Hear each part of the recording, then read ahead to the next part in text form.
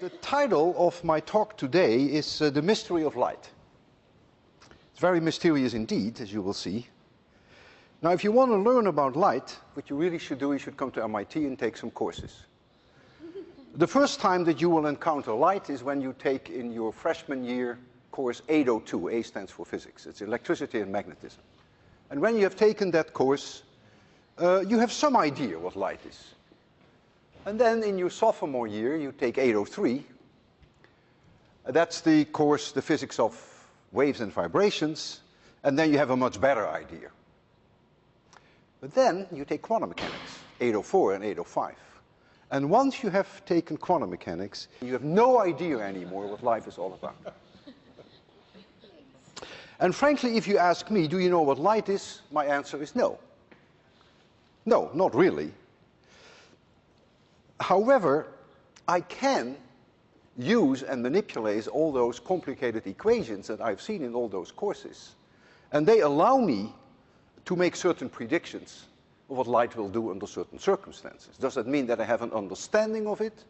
No, but I know how to turn the crank. It is a recipe, and I know how to use that recipe. Now, I will try to convince you today that light comes in the form of waves. However, that's not the whole story. I could convince you tomorrow, give another lecture tomorrow, that light is not waves, but that light comes in the form of particles. And that is one of the great mysteries of light, and at the end of my talk I'll say a few more words about that.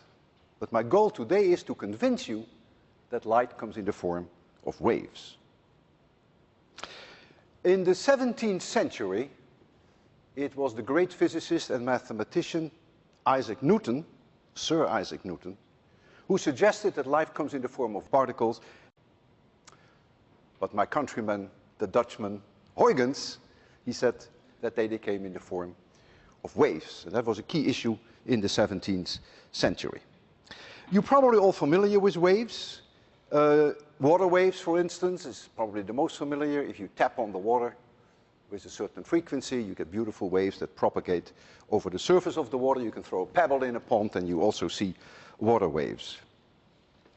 So waves move with a certain speed, and so we call them therefore traveling waves. And the speed varies a great deal. In the case of water, the speed can be as low as 1 mile per hour, can be as high as several hundred miles per hour. Depends on various things. The tsunami waves can go as fast as 500 miles per hour. Now, sound is also a wave.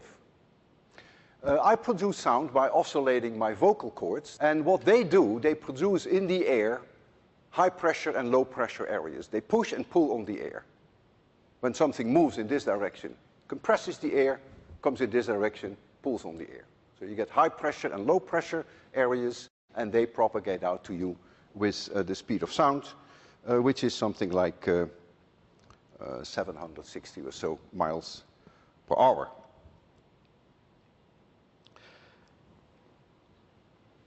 Light is also a traveling wave. Light moves very fast. 300,000 kilometers per second, 200,000 miles per second roughly. The sun is 150 million kilometers away from us, so it takes the light from the sun 8 minutes to reach us. To put that in perspective, if a jet plane could fly to the sun with constant speed, then it would take 20 years to reach the sun. We have a name for these light waves. It's a very difficult name. I suggest you first hold on to your chair before I tell you the name. We call them electromagnetic waves. Not only light, but there are other forms of electromagnetic waves, like radio waves and X-rays, infrared, UV, all members of the family of electromagnetic waves. So clearly it has to do with electricity, and it has to do with magnetism. Now, you all are familiar with electricity, and you probably know about magnetism. You have magnets on your refrigerators at home, no doubt. I happen to wear a magnetic brooch today. You see, this is a magnet, and it sticks very nicely. And all of that has to do with light one way or another. Electricity and magnetism is what light is all about. Some of the electromagnetic waves, or most of them actually, are invisible. Light is what we can see with our eyes, but infrared you cannot see. Ultraviolet light you cannot see. Some animals can, but we cannot. However, you can feel infrared light. It's the body heat that is infrared. You can feel that. So we have sensors that we can at least detect the electromagnetic waves in the infrared.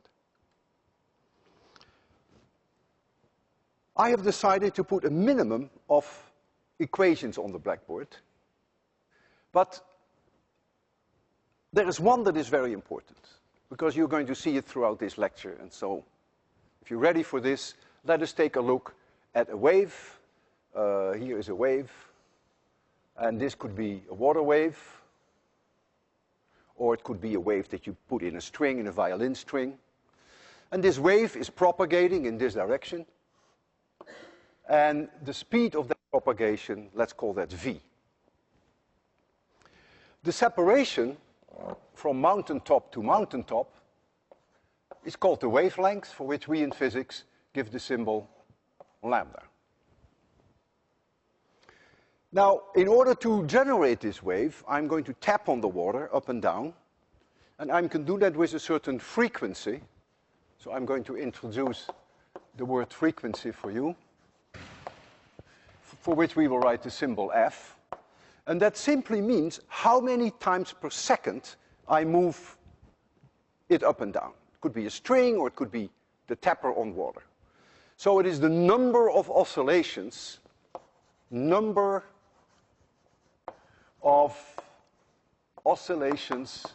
per second. And we abbreviate that. The unit that we give that is really oscillations per second, but we normally write for that hertz, capital H, small z. And so 10 hertz means that I make 10 oscillations per second. 100 hertz means 100 oscillations per second. Now, there is another quantity, t, which is the period of one oscillation. How long does one oscillation last? It's immediately obvious that if you have a frequency of 10 oscillations per second, that one oscillation only lasts 1/10 of a second. And so therefore t, which is the period of the oscillation, of one oscillation, t is clearly 1 divided by f. So if f is 10 hertz, just as an example, 10 oscillations per second, then t is 1/10 of a second. This should not be too tough for you to handle. Very good. Now, if I move my hand up and down here, if this were a string, in capital T seconds, and if the disturbance moves with a velocity v, then the distance over which that disturbance has moved, that distance is of course v times t. And so therefore there is a key relationship between the wavelength lambda, the velocity of the wave, and the period of the wave. So in this amount of time, the disturbance has moved this far, which is our definition of wavelength. And since capital T is also 1 over f, I can also write that as v divided by f. And this one I want you to hold on to, because that will come back during my lecture again and again and again. In the case of water, the disturbance of the water is perpendicular to the direction of propagation. You see here the mountains, and you see the valleys. They are in this direction. The water goes up and down, yet the wave propagates in this direction. And that we give that a name. We call that transverse waves. Transverse indicates that the direction of motion of the water is perpendicular to the direction of propagation. So they are traveling transverse waves. In the case of sound, the situation is different, because when my vocal cords vibrate, they push the air in, high pressure, and then they suck on the air, low pressure. And so there, the disturbance of the air, the high pressure and the low pressure regions, are in the same direction of motion. That's why it's very difficult to make a drawing of a sound wave. And we give them a different name. We call them, therefore, longitudinal waves. And longitudinal means that the displacement of the air is in the same direction as the direction in which it moves.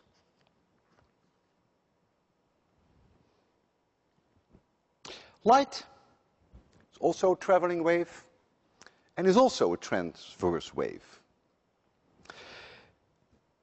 There are electric and magnetic fields that oscillate, and they are perpendicular to the direction in which the light moves. Now, the light can move through empty space. Light can move through vacuum. You can see the moon, you can see the sun, and you can see the stars. And in between, most of it is vacuum. Now, in the case of water waves, we need water to make the wave. And in the case of sound, we need air to make the wave. Not only to make the wave, but the wave can only propagate. As long as there is air, I can propagate sound to you. Sound can never propagate through vacuum. You need the air to support the wave. When you look at this wave, for instance, if this were a water wave, the water that goes up and down here never ends up here. So the water itself does not move in the direction of propagation, but simply bobs up and down. And the same is true with sound. The air that I have in my mouth, lucky you, does not end up in your ears, but it is the pressure wave that reaches you. And when that reaches you, your eardrum starts to shake, and then your brains are constructed in such a way that you say, I hear sound. In that sense, you can perhaps compare the sound waves with a queue of people, a whole row of people are waiting at the supermarket, and at one end, one person goes boom, and then the next person goes boom, and the next person goes boom, and finally, at the end of the row, the last person goes boom. And you see, that person who was standing there did not move along the direction of the wave, but it was a disturbance that moved along the direction of the wave. So clearly, sound cannot exist in vacuum. So when you see these gorgeous scientific, these movies, science fiction, and you hear in outer space a huge bang, well, that's a problem, because sound cannot exist in vacuum and cannot travel through vacuum. Light is very different. There's a big difference between electromagnetic waves, light, and in this case, the water and the sound waves. Because in the case of light, since it can go through vacuum, there is actually something that wasn't there before that now is in vacuum. And that is that mysterious electromagnetic field. So vacuum is completely empty space. We do not need any medium there to support the wave, which we did with water and which we did with sound, not with electromagnetic waves. So even though water does never move from this position to this position, in the case of light, there is actually something, electromagnetic fields, that do move and that make it very special. So there is a big difference in that sense, which many people, many of you often do not appreciate. Now comes the question, of course, what is oscillating in the case of electromagnetic waves? Well, what is oscillating somewhere, without you knowing it often, something must be oscillating, and what is oscillating are electric charges. And these electric charges produce spherical waves in all directions, just like sound. When I speak to you, waves move out in all directions. Electromagnetic waves move out also in a spherical way, and they carry with them then this electromagnetic field, which is produced by oscillating charges. Let's try to be a little bit more quantitative and use this equation. We're going to use it for water, we're going to use it for sound, and we are going to use it for light, because those are the three substances today which are at the center of my talk. I have over there a very thin pan of water with a very shallow amount of water. There's only 4 millimeters of water in that pan. And since physics is not only my hobby, but is my life, I can calculate the speed of water waves when there is only 4 millimeters of water. I'm not going to tell you how I do that, but the speed of water waves when you have 4 millimeters of water, that speed is roughly 20 centimeters per second, 0.2 meters per second. You have to take my word for it. If I change the depth of that water, the speed will change. if I tapped on the water with a frequency f, if I did that with 10 hertz, then you can calculate now what the wavelength will be. Lambda then is v divided by f. So that is 0.2 divided by 10. And so that is 0.02 meters, for which we would all say that is 2 centimeters. So about this much. And if I tapped with twice the frequency, so the frequency doubles, then the wavelength is twice as small, it's only 1 centimeter. And if I tap at 5 hertz, the wavelength would be 4 centimeters. And this is something that I would like to show you. Maybe nothing new. I want to remind you, without meaning to insult you, that whenever we have a line, we call that in math one dimension, a violin string. If the wave moves along a violin string, that would be a one-dimensional wave. If we have a surface, such as water, then the waves that travel over water are two-dimensional waves. They do not just go along a line, but they go out in all directions. And then when we deal with spherical waves, which is sound and electromagnetic radiation, we call that 3D. And I will often refer to this shorthand notation, just saying 1D, 2D, and 3D. So just to warm you up to the idea, let's take a look at some water waves, which then propagate roughly with that speed that I have there, 0.2 meters per second. It may surprise you, but it's a fact that in the case of this shallow water, the 4 millimeters, that if I change the frequency, then the speed of the water wave will not change. So that's important in this case, that we keep the speed constant, and you will see then that there is a change in the wavelength. So we're going to show that to you there. We are tapping on there with a tapper. I want to make it dark. And I have to turn on the TV. And there you go. Well, this is nothing too exciting, but you are looking here at a two-dimensional wave, circles that come out from the tapper. We are disturbing the water. The water itself is not moving with the wave, but it's a disturbance that moves with the wave. And they move very fast, 20 centimeters per second, so there's no way almost that you can follow that. But you can see the dark and the brighter areas, which is, of course, a lens effect. And one of them represents, no doubt, the mountains, and the other represents the valleys. And that separation from dark to dark is roughly, indeed, 2 centimeters. When I look at it here, I can see it better because I don't have any magnification. It's about 2 centimeters. So we are very close to 10 hertz. If I go to a much lower frequency, this is much lower than I did before, then you see indeed that the wavelength increases, still traveling, but it increases. And that was my goal, that I've at least shown you a traveling wave, two-dimensional traveling wave. I don't know, that's not my intention to lower that. All right.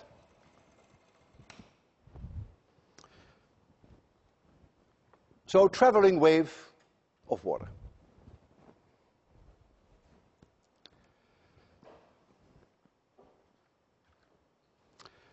How about sound? So this was water.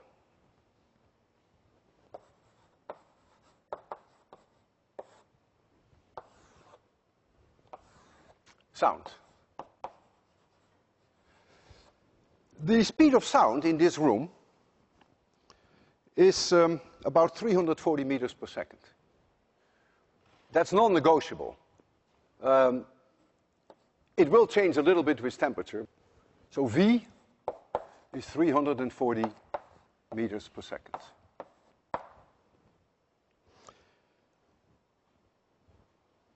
Suppose I have an oscillating tuning fork. I have one here. and I oscillate the tuning fork with a frequency of 256 hertz. So you're all experts now. I could ask you, what is the wavelength? I cannot make you see the wavelength, but I can make you hear the sound. And the wavelength then, lambda, is v divided by f. So lambda, longitudinal wave, it's 340 divided by 256, which is about 1.3 meters. And so what that means then, that if you look at the areas, the locations in the air where the pressure is the highest, which can be compared then with the mountains of the water, they are 1.3 meters apart. And the location where the pressure is the lowest, they're also 1.3 meters apart. So you see, it's much easier to draw a water wave than it is to draw a longitudinal wave. So I can make you listen to this. That's just the way it is. But you have no idea, of course, that the wavelength is 1.3 meters. So this is a tuning fork that oscillates 256 times per second.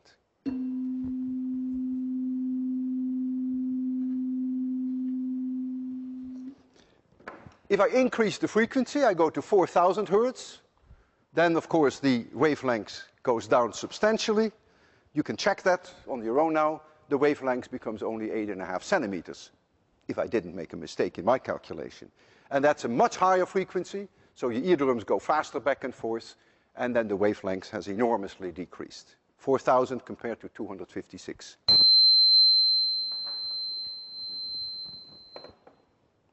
So that's sound.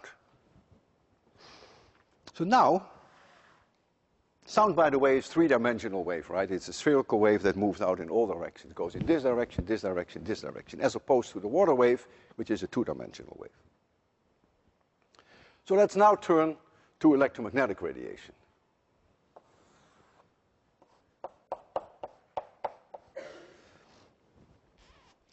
Electromagnetic radiation has a speed through vacuum of 300,000 kilometers per second. It's about the same through air.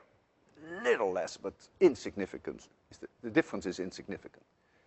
And so we will just write down that the speed is 300,000 kilometers per second, which is 3 times 10 to the 8 meters per second.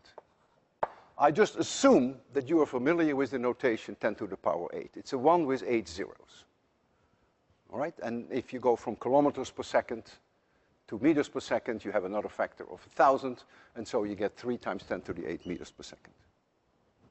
Well, let's take FM radio waves, frequency 100 hertz, 100 megahertz, 100 megahertz. This mega, by the way, stands for 10 to the 6. We just write that as a capital M, so let me be cleaner and write it down as 100 times a million, so that it's 10 to the 8 hertz. So the wavelength, lambda, is v divided by f, is 3 meters. So the wavelength of your typical FM radio station is 3 meters. Radar, which would be 10 gigahertz, 10 billion oscillations per second, would give you a wavelength of only 3 centimeters. Peter is quite familiar with radar. How about light? If we have light,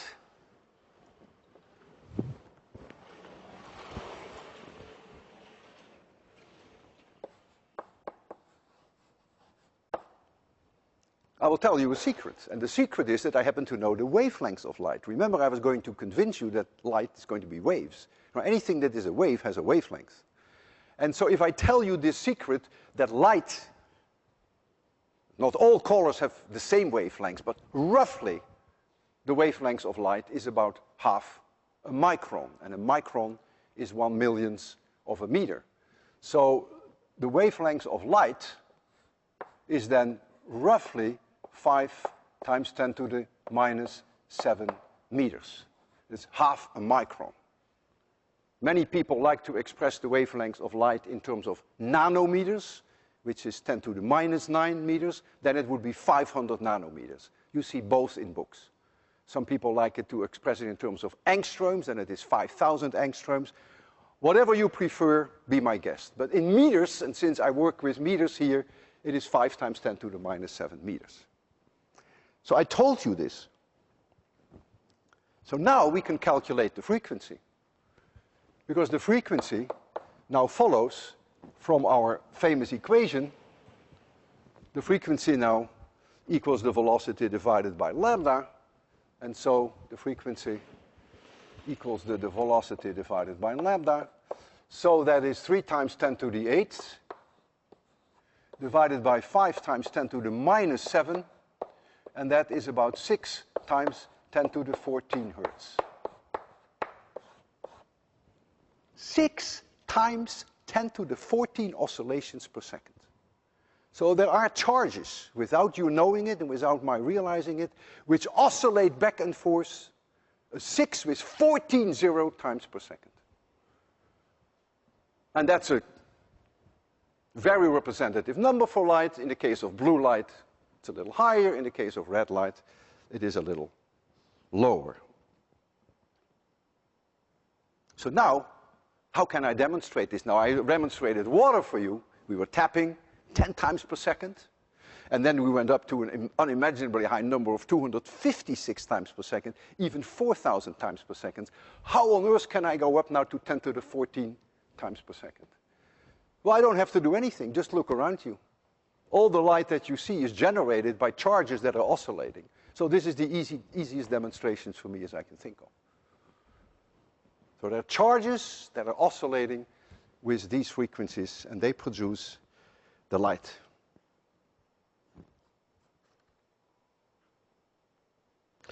Now, whether light consists of particles, as suggested by Newton, or whether they consist of waves, as suggested by my countryman Huygens, which actually should be pronounced Huygens. None of you can say Huygens. And if any one of you can say Huygens, there is a 99.9% chance that you're Dutch. Even Peter, you cannot say Huygens. Try it. Oh, Peter. You're a friend of mine, so I won't say much more then. Huygens, but in the lecture hall in the United States, you call the poor man Huygens. So Huygens suggested that they are waves, and Newton suggested that they are particles. And that was a very controversial issue in the 17th and in the 18th century. And it was not until 1801 that this was settled once and for all. At least that was the belief in 1801. So let's now turn to the proof that light comes in the form of waves.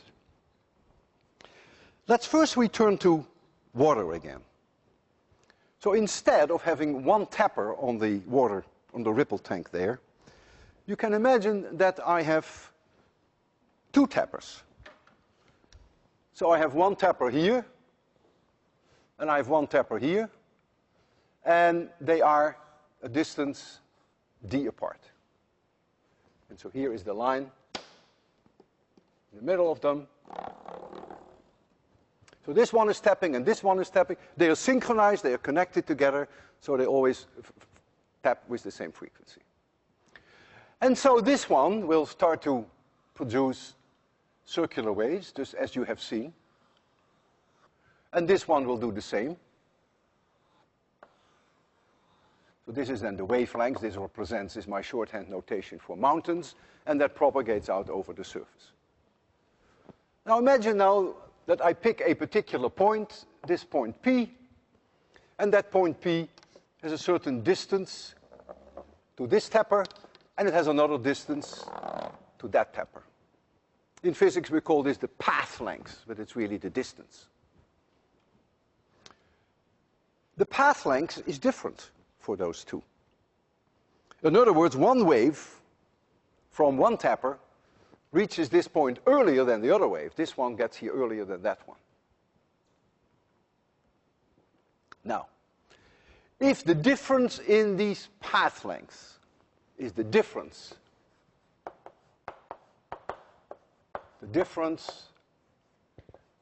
in path length,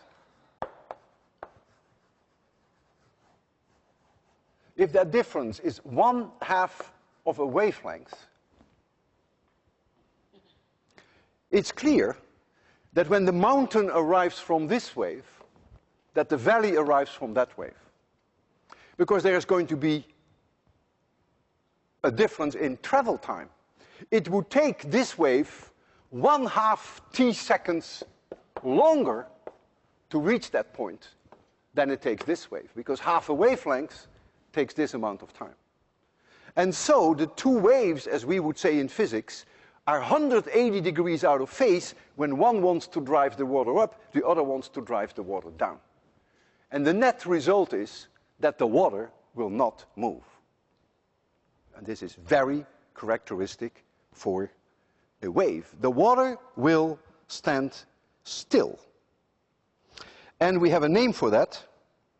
We call this destructive interference. The two waves annihilate each other in that point P, and the water will not move. So for instance, if the wavelength was 2 centimeters, as it was during our ripple tank experiment, then it would simply mean that if this pass is 1 centimeter longer than that pass, we would have met that condition. Then the difference in length, in path length, is half a wavelength is 1 centimeter. If I show you in time what this point P will be doing, so I'm plotting here now time. So be very careful. What I was plotting here was not time. I was plotting here actually the water itself. So this was space. Now this is time. And I want to know at what time that point P is where. The point P, all the point P is doing is this: up, down, up, down, up, down on the water level. Well, so what you're going to see is something like this.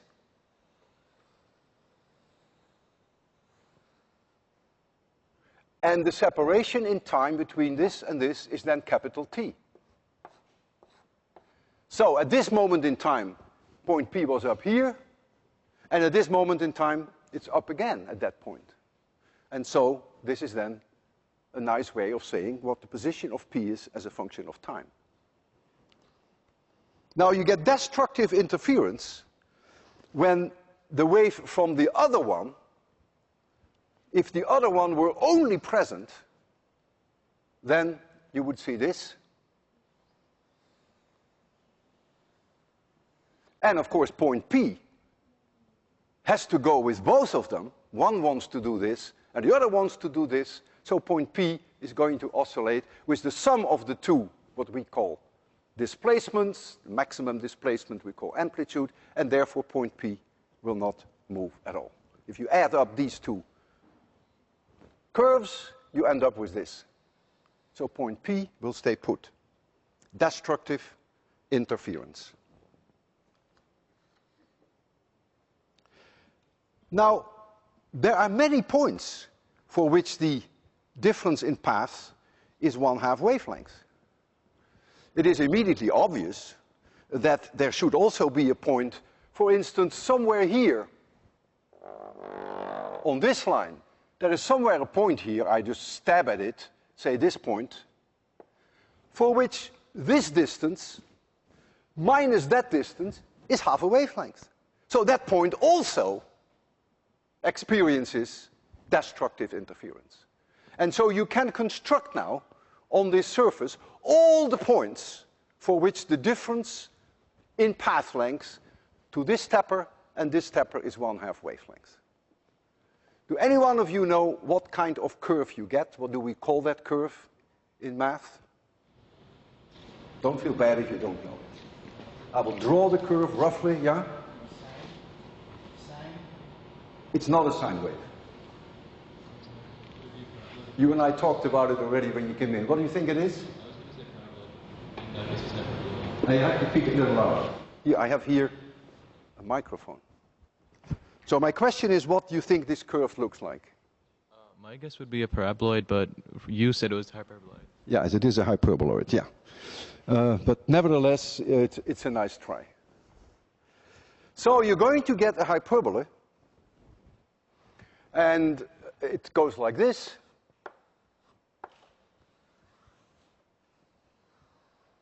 And if you have one here, then clearly you should also have one here for the same reason. It's about the same distance, so you get also a hyperbola here. Because clearly, if this wave from here comes later in time, then the wave from this point comes here later in time. So again, you have a difference between the two of 1/2 wavelength, so 180 degrees out of phase. So there's one hyperbola here and there's one hyperbola here, for which the difference in path is 1/2 lambda, and this one is also 1/2 lambda. But you can construct other hyperbolae for which the difference in path is not 1/2 lambda, but is 1.5 lambda, or 2.5 lambda. And in all cases, will you have destructive interference? And if you don't believe that, you should do your own homework and convince yourself that indeed, this case, the waves are 180 degrees out of phase. The mountain arrives when the other one has a valley. But if the separation is, the difference in path is 1.5 lambda, you have exactly that same situation. Always destructive interference. But now imagine that the difference in path length is 0.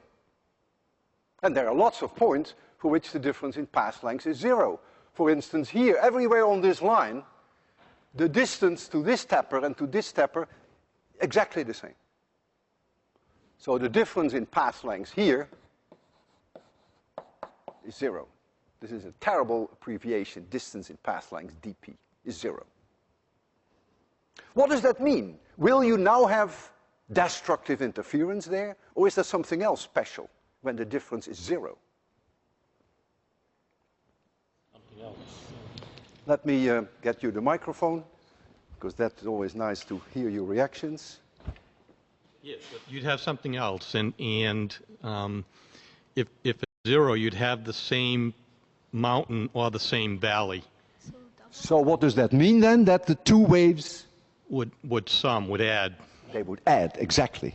They would add the maximum possible, and that's what we call, we have a name for that, constructive interference. One is destructive, they kill each other. In the other case, they support each other. So now we're going to get constructive interference. So this was destructive. And we have then constructive interference when the difference is either 0 or lambda or 2 lambda or 3 lambda. If you don't believe this, do your homework and you will see that the waves are then again in phase. We say the waves arrive in phase. And if the difference is neither 1/2 nor 1, well, then it is something in between. Then you don't get 0 and you don't get the maximum possible, but you get something in between. If you want to have a rough idea about how many of those hyperbolae you have with destructive interference, we call those, by the way, in the case of water, we call them nodal lines, just a jargon, and we call these anti-nodal lines. So where you have constructive interference, we use the word anti-nodal. Where you have destructive, we use the word nodal. If you want to know roughly how many nodal lines there are and how many anti-nodals there are, anti-nodal lines are, just roughly, it's always 2d divided by lambda. And if you have some time and you spend 10 minutes on the problem, you will see why that is. So always hold on to the idea that you would see the total number is 2d over lambda. d over lambda on one side and d over lambda on the other side. If you add them up, you get 2d divided by lambda. So to get a rough idea, we're going to use that number, and that's why I give you that number. I can show you on an overhead then the idea of constructive and destructive interference, if it isn't clear yet, because I'm going to show you now again that same curve as a function of time, what p is doing, and then I have the option now of moving the two waves relative to each other. So the destructive interference then is for all points on the surface of the water which experience this, that one wave says you have to go down and the other wave says, sorry, I want you to go up. And then the constructive interference is this situation, whereby the two waves add up, and you get the maximum possible amplitude. You get twice the amplitude that you would get if you only had one tapper. And then there is, of course, everything in between when the condition is neither destructive nor constructive.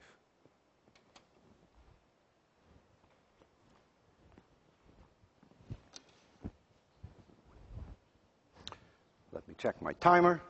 Oh boy, you're doing very well, Irene, you'll be proud of me.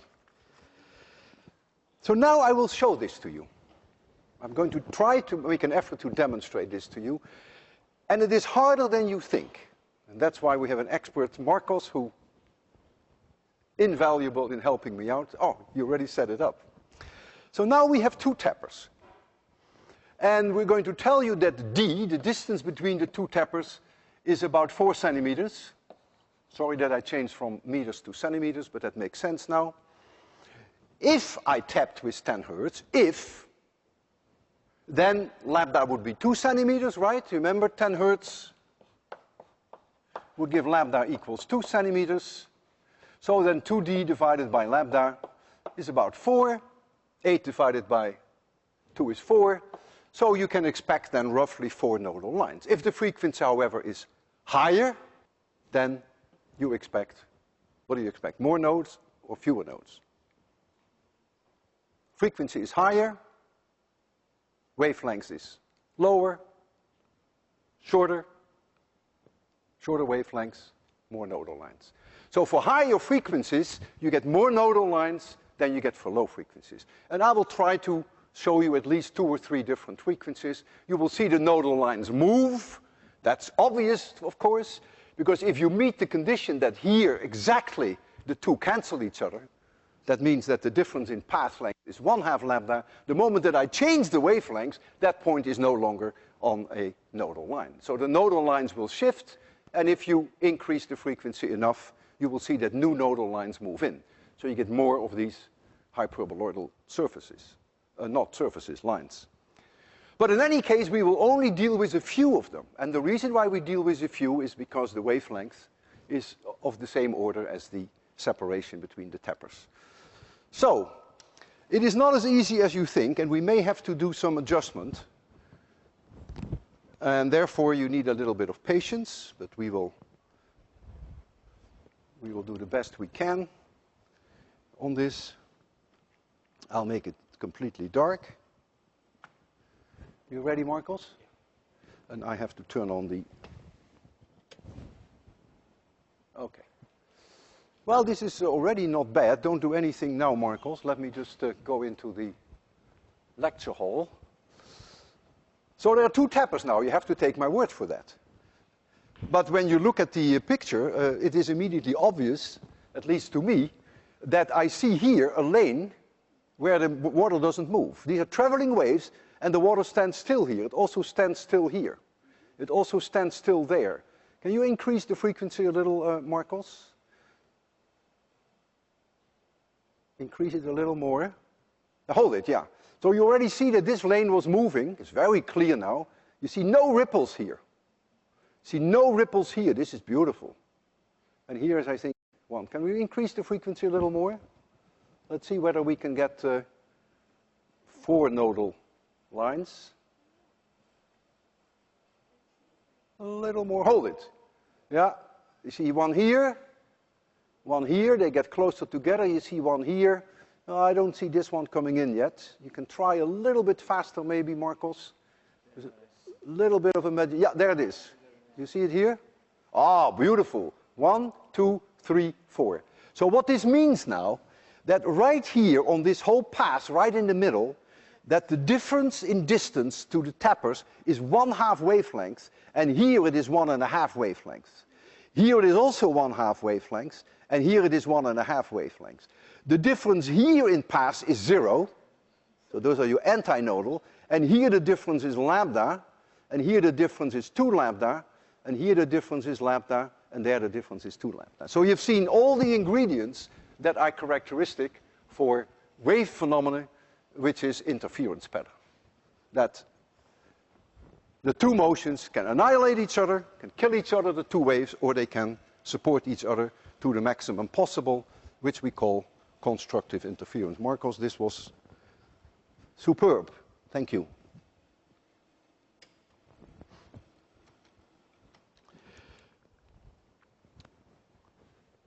I think this is an ideal moment to have a break and to make you think about this.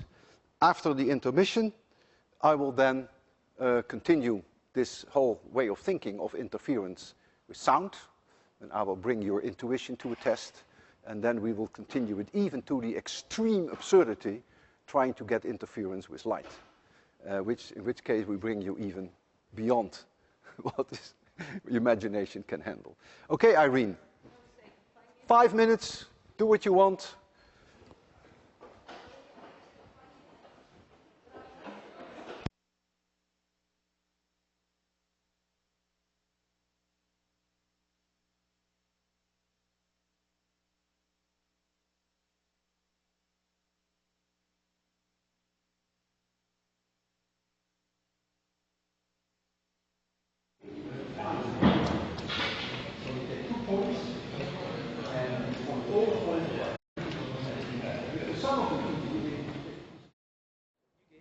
All right, that was a luxurious break, 6.5 minutes.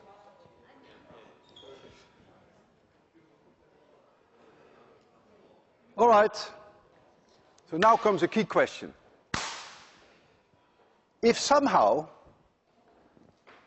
two water waves can annihilate each other, and given the fact that sound is also a traveling wave, is it possible that somehow sound plus sound gives silence? In other words, is it possible that if I have a loudspeaker here, and I have a loudspeaker here, 2000 hertz, nice tone, all of us can hear it, are there then locations in this lecture hall where there is no sound at all? And if that is true, there will be others where there is a lot of sound. Because if there are locations where you have destructive interference, there should be others where you have constructive interference. What do you think? Give it a shot. In the worst case, you are wrong. I'm wrong so often. You shouldn't feel embarrassed about that. So the question is, can sound plus sound make silence? Total silence. Total silence. Who wants to give that a shot? Who is brave enough? Are you afraid? Do you have an opinion? No, you always have an opinion. I will get back to you. You have an opinion. Yeah, I haven't heard much of you. What do you think? Well, it sounds a wave. That means it can be constructive interference and destructive interference. So your answer is absolutely yes. Yes. There should be locations in this room whereby there is no sound. Who agrees with that? Who does not agree with that? Okay, can you give me your reasons why that doesn't not the case? I think it's the case empirically, but you have two ears, and depending on the wavelength, will both ears hear that null sound? Well, all right, but you do say then that yes, there are locations where there is no sound. Whether you can find those locations is then a different issue. Yes. Very good. Any other suggestions? Here is someone who has another opinion. Go ahead. There's a problem of noise. You're not in an isolated environment. There might be no sound contributed from them, but you have the sound from the from. All right, I hear you, and you of course are right, but what I meant is that the 2000 hertz would go away. And the fact that you're opening your sandwich bag, which is very annoying, that sound I will accept, okay? So that's fine.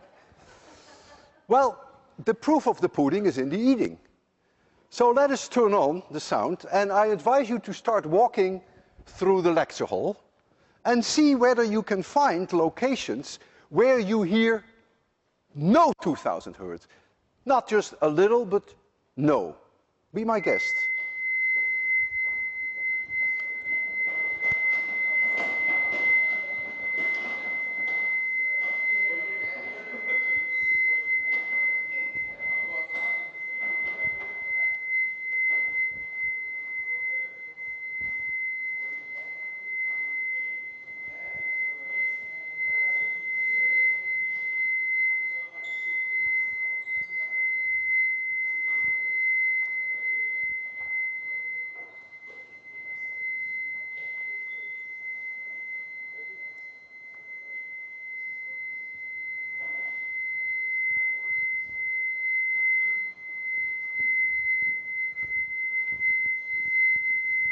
All right, why don't you return to your seats?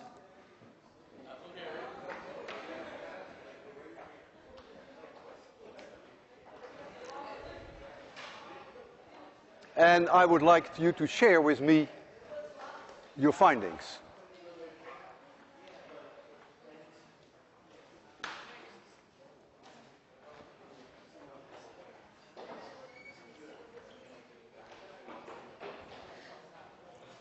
So let me first ask you the most difficult question.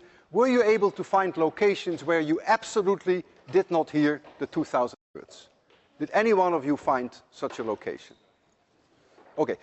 Could you notice that when you walked around that there were certain areas where the sound was substantially stronger than others? Okay.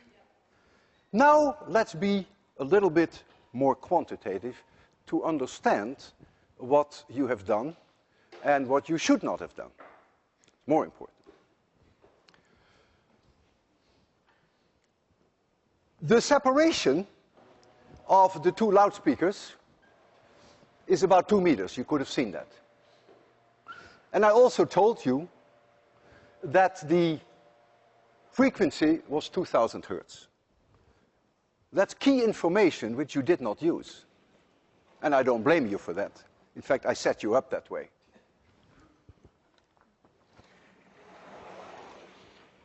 So the frequency F is 2000 hertz. So lambda equals 340 meters per second divided by 2000. And that translates to 0.17 meters, so that is 17 centimeters. Yeah? We agree? 17 centimeters.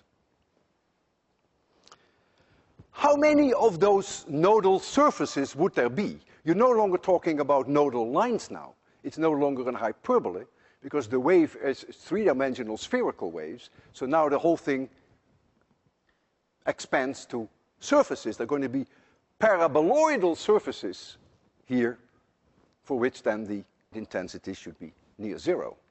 And so the number of those nodal surfaces would be 2d divided by lambda, and the distance, as you all could have seen, is about 2 meters. So that is 4 divided by 0.17,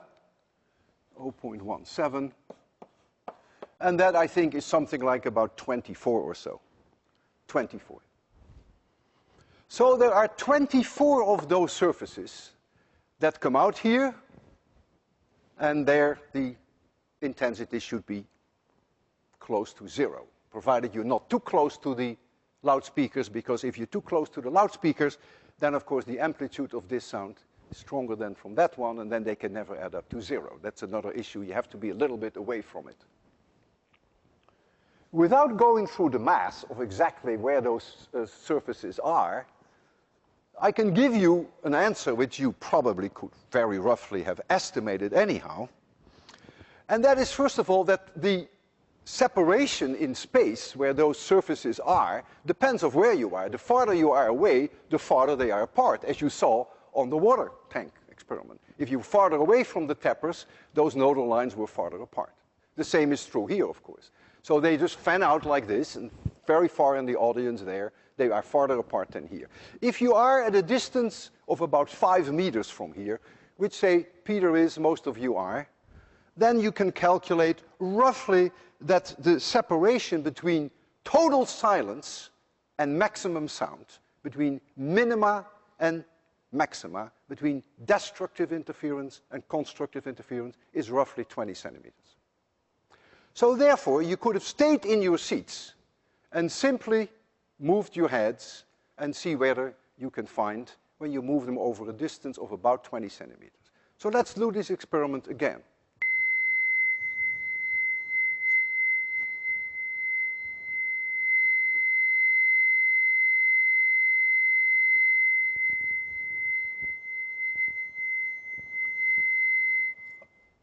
Who found points of absolute silence? All right. So now I'll tell you what you did and what you should not have done. For one thing, people move their heads way too fast. Your ears are amazingly sensitive. So the locations of real absolute silence are not this wide. They may only be something like a few millimeters, because if you move slightly away from destructive interference, your ear already begins to hear sound. That's number one. But coming back to this gentleman's comment, if the separation between the nodal surfaces and the antinodal surfaces is 20 centimeters, what is about the distance between this ear and that ear? That is about 20 centimeters. Did I do that purposely? The answer is yes. So you will never find a position in the lecture hall whereby you hear no sound. You got to close one ear, and some of you did that. Close one ear completely. Move extremely slowly, and when the intensity of the sound goes down, move even slower. And I can assure you that you will be able to find points whereby the sound is as close to zero as you can imagine. I was there this morning and I tried it. So I'll give you your last chance. Close one ear and move very slowly. So the separation here is a little shorter than it is there where Peter is. Peter is about 20 centimeters.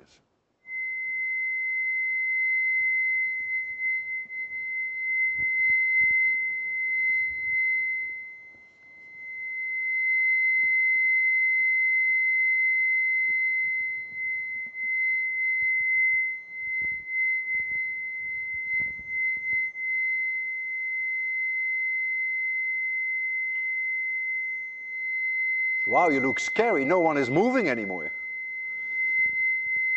Who now found locations where, all practical purpose, you can say, yes, it was silent? No one? You didn't. You couldn't find any. Oh, I'm sorry, but I could. Did you find huge differences in sound intensity? You did, but you could never get it way down to zero. Well, one of the reasons could well be we get reflections of sound from the wall. Of course, that's a nuisance. There is also another reason that if you sit right here, then the sound that comes from this one has a higher amplitude than the one comes from this one, because you are closer, and that, of course, you also cannot add up to exactly zero, but you can come close to that.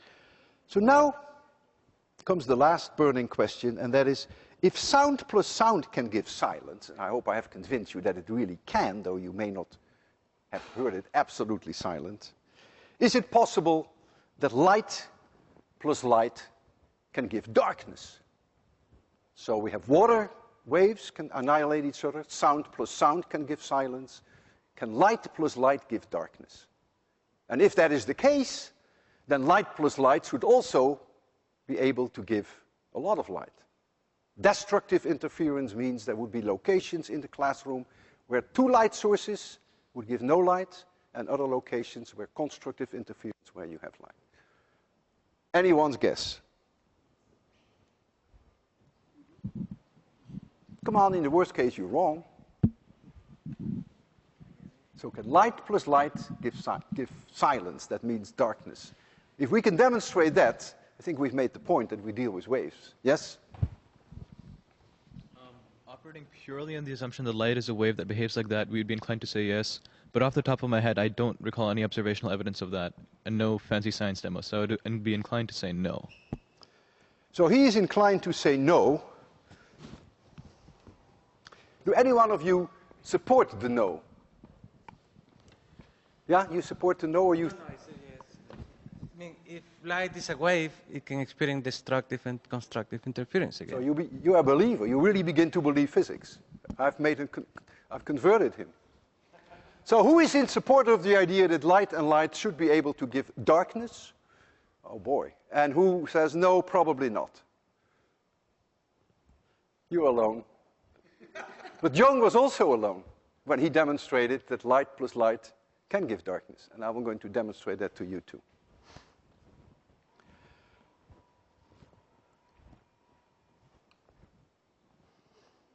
So I gave it away. I said that Young, in 1801, demonstrated indeed that light plus light gives darkness, can give darkness. And it's very difficult to do the experiment because you cannot do it with two light bulbs. Remember I said the tappers are synchronized. That was easy. It's also easy to synchronize the loudspeakers because they are connected to the same electronics. But how do you synchronize two light bulbs? And that you cannot do. And so the breakthrough that Young made, that he realized that if light is a wave, and if you make the wave go through two openings, so this is one opening, and this is another opening, and this separation is D. So this could be pinholes, but it could also be slits perpendicular to the blackboard, so slits like this. And if you have a light source very far away, and if light is really a wave, then spherical waves would move out. And so by the time they reach here, they come like this. And what you would see is that each one of these openings will then generate waves. You could do a similar experiment with water. We could have shown you the interference pattern with water with one tapper, and then with a wall with two openings. But the two tappers gave us a little bit better result. So Young realized that if you have a light source far away and you have two openings here, that on this side you should have all the conditions then for destructive and for constructive interference. We do this experiment with a laser, which Young did not have. And that's very nice because lasers, of course, are very powerful.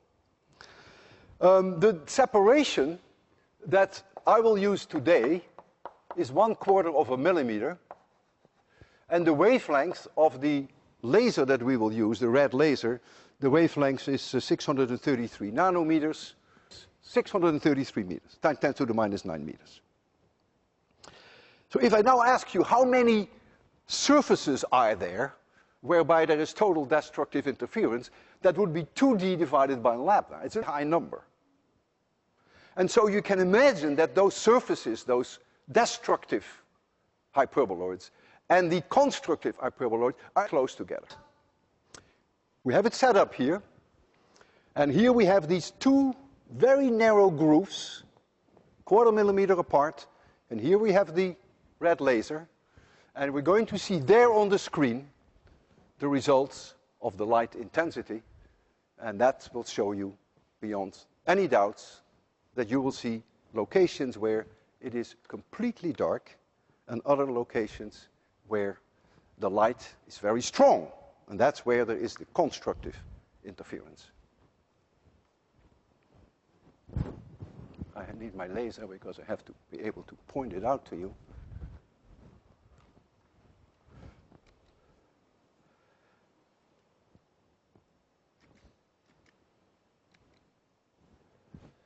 There it is.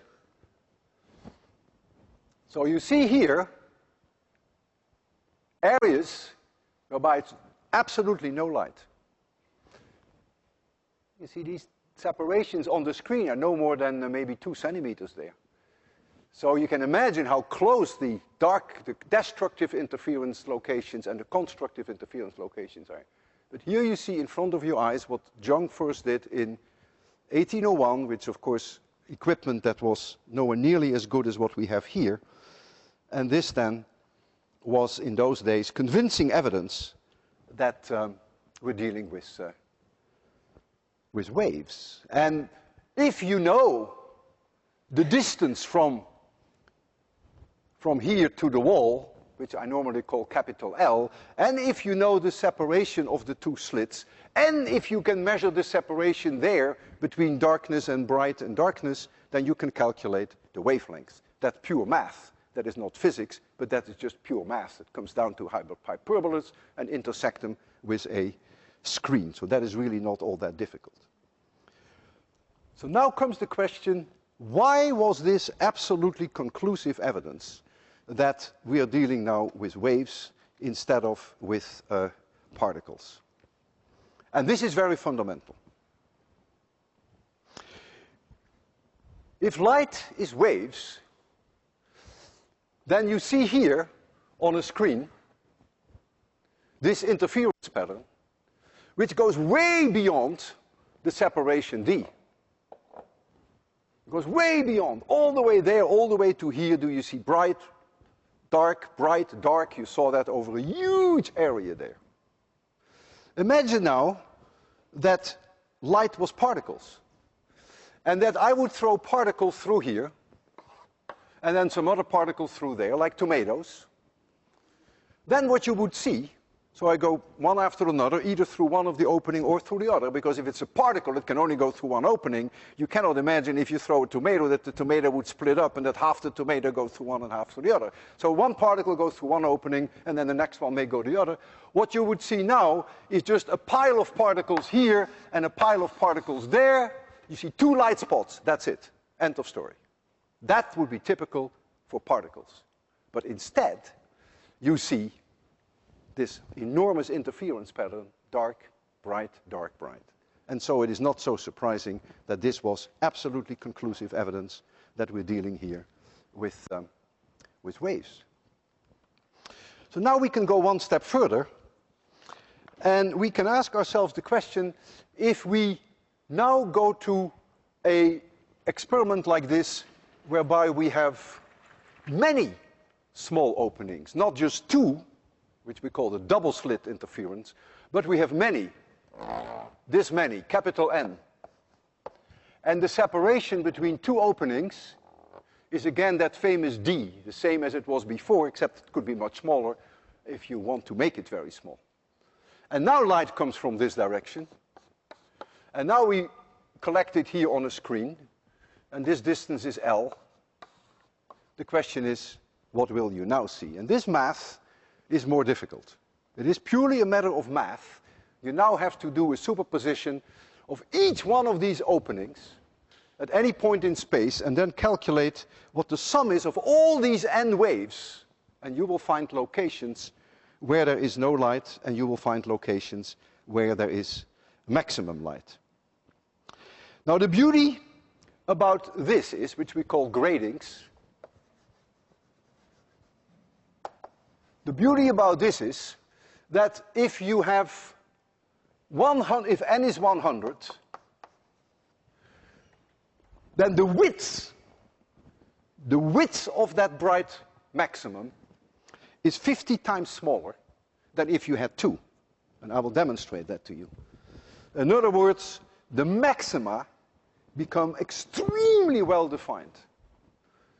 And if you use n equals 1,000, which we'll do today, then the width of the maxima shrinks by a factor of 500 in comparison with only 2 slots. And that is the great power of gradings. And I will make a sketch here of the light intensity. So this is light intensity. As you're going to see on the wall here, the wall will be here, but that's a detail. When we have a red laser, and we shine a red laser through a grating. If you had a red laser and you only had 2 slits, which are this far apart, I have to keep the distance the same to compare apples and apples, then you would have seen something like this, which is what you saw there, maximum, darkness, maximum, darkness, maximum, darkness, maximum. But if now you do that with a grating which has, say, 6 lines instead of 2, this maximum here becomes 3 times higher, 3 times narrower, 3 times narrower, 3 times narrower, 3 times narrower, because 6 divided by 2 is 3. And for reasons that I'm not going to explain, they're 9 times higher. So they're higher and they are narrower. We give these locations a name. We call the one in the center 0 order. We call this first order, and we call this second order. And on this side, you also have first order and second order. And again, the number of maxima that you have is roughly 2d divided by lambda. I will get back to that. That's again the same idea, of course. If now you do this experiment with green light, you will see that the green light will have its 0 maximum here, because this is where the difference in path length is 0. That means the red light has its maximum, the green light, all the colors have their maximum.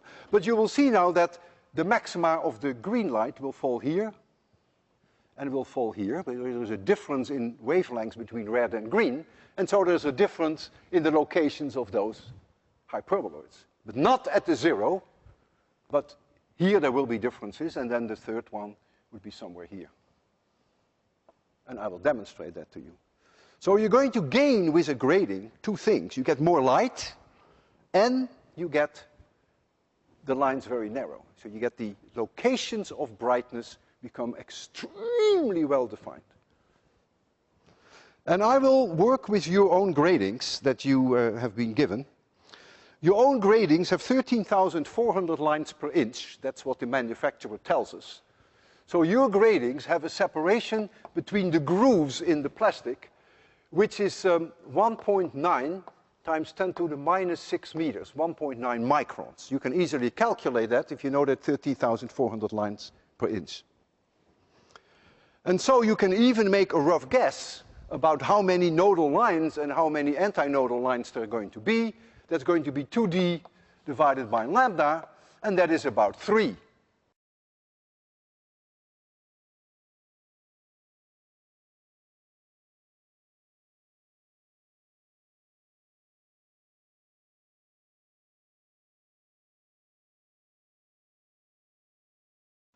So you can expect then first order, second order, and third order. Well, we will do this experiment with green light and with red light. And since the wavelength of red light is larger, we will just miss the 3. We will get 2 orders in red, but in the green light, which has a smaller wavelength, you will see 3. So this is the first thing that I want to do. To have your grading, which is right here, we have your grading right here, it's the same one that you have, you will get a chance to use yours later. And we're going to show you what this interference pattern is going to be like on this screen. And you can compare it with that, which was 2 slits. Those slits were 1/4 millimeter apart. Now you have a grading whereby the separation between the grooves is only about 2 microns. But not only does that give me a larger spacing between them, but look at the wonderful, how well the maxima are defined. So I'll make it dark. Make all dim in the class is probably enough. So you see how enormously well the maxima are defined. The diameter of the laser is about 3 millimeters. And so the 3 millimeters cover roughly 1,500 lines of your grading. And that's all that counts, of course, what the number of capital N is. So you use about 1,500 lines, and so that gives you a shrinkage compared to 2 lines of a factor of 750. I always carry a grading with me, no matter where I go. And I will show you now, this is the same grading that you have. I will show you now with a green laser, which has a shorter wavelength. I will do this experiment. It's the same, it's exactly the same grading, you have to take my word for it. And I will show you now that if I have a green laser, that notice that the separation between the bright green and the bright red is different, because the green has a different wavelength. The smaller wavelengths, the separation is smaller. And if Marcos is willing to walk all the way to the right, he can show you the third order in green, but the third order in red does not exist.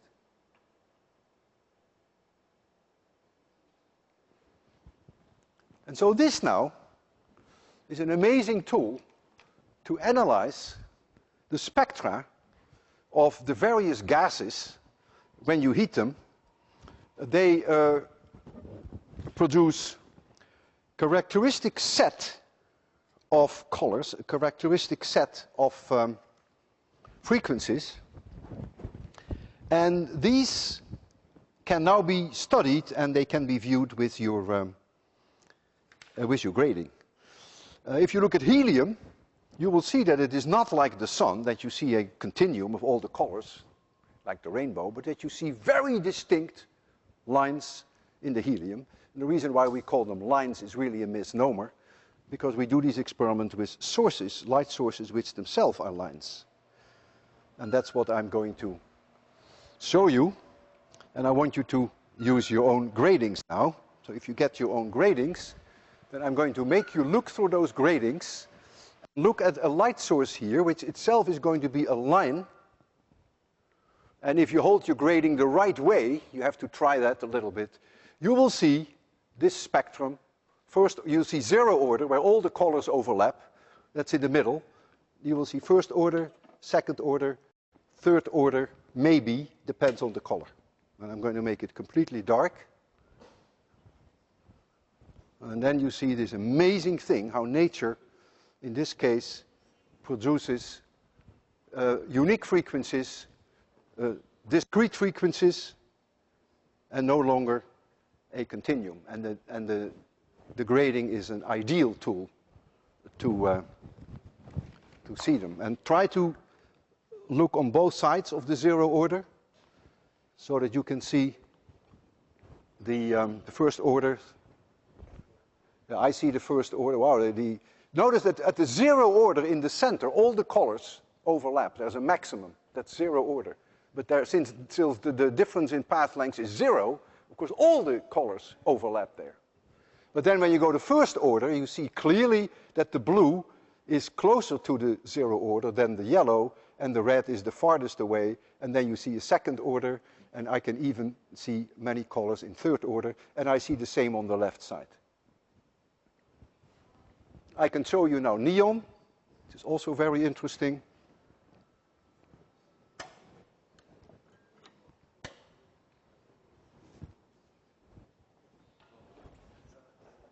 Oh yeah, I see clearly first order, second order, and most colors, even the most colors I see in third order.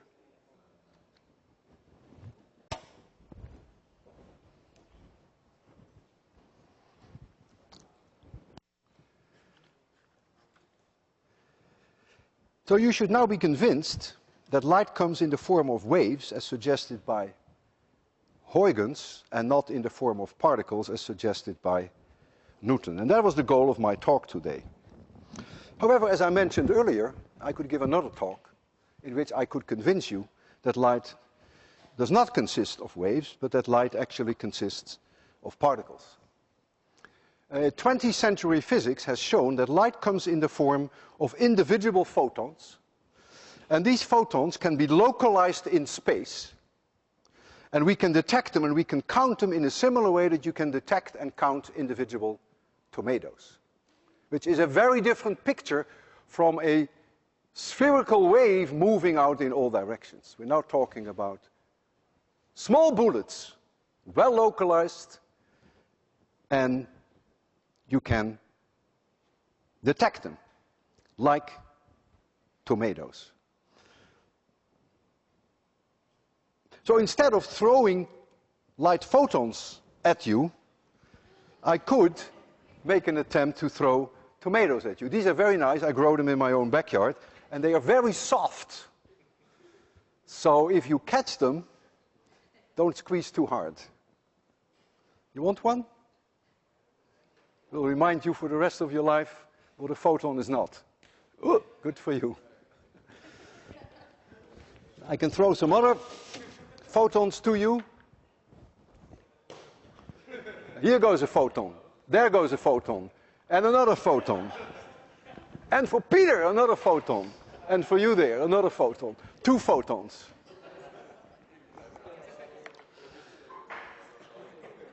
Now, how can light be waves and particles at the same time?